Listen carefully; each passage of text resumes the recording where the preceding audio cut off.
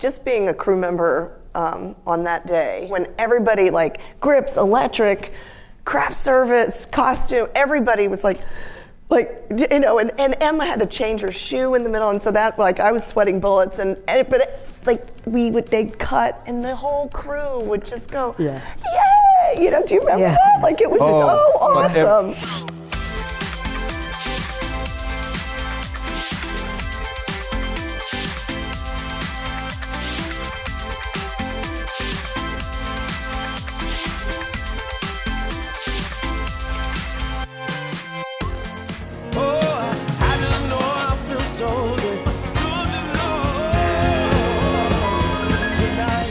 You guys have known each other since college. I believe you were college roommates. Well, it started with this movie, Guy Madeline on a Park Bench, which was our senior kind of thesis, senior project. It was your senior thesis.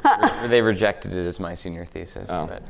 So Justin not only worked unpaid, but not even credited. We were sharing a bedroom and a workspace. It was all in one room, which is so inhumane. I can't believe 19, 20-year-olds have to live like that. But we were just in one room all the time, and neither of us went out a lot or partied at all. So we were working and we were looking at each other's work and kind of appreciating what the other one was doing. I was seeing what he was writing, he was seeing what I was composing, and we were sort of developing an appreciation for each other, but also kind of encouraging each other, egging each other on and being like, no, don't go to that party. Let's get really good at what we do.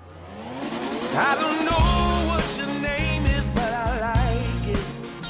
I don't know what you came to do, but I want to do it with you. Had you even dreamt of doing a musical, or is it something you don't even think about because they're so rarely done? I never thought about doing a musical. I think the combination of, Damien's vision and knowledge about musicals and his sincere dream about this whole project was very intriguing. Mm-hmm. I reached out to Damien and we just had coffee. He said, would I be interested in a script about Los Angeles? And Sandy and I share this love for the city and have had an opportunity to do a few movies about the city. They haven't just done movies about LA. To me, they've done the iconic movies about LA. They designed Pulp Fiction and Jackie Brown.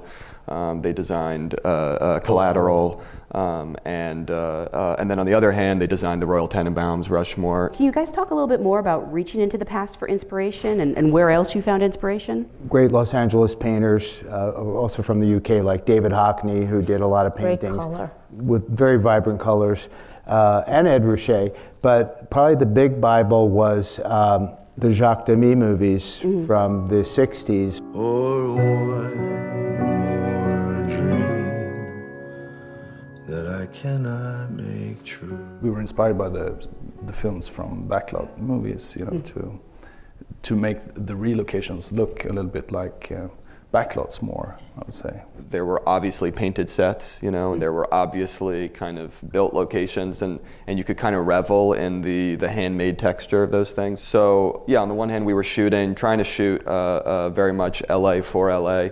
But also any time that we wanted the movie to veer into fantasy or kind of blossom into fantasy, it was about trying to make the fantasy very handmade. I wasn't trying to make it look like a period film, but I just wanted it to look sort of timeless and classic. And so if you look at this film 10 or 20 years from now, you won't know exactly what time period it's from. And that's really what I was going for.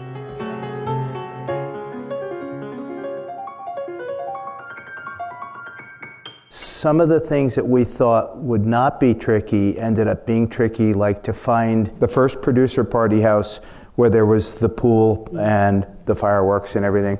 It ended up just being one of these things where it was hard to find this one house. And then also trying to figure out how to do the floating at the Griffith Park Observatory, which was again another iconic, wonderful Los Angeles location.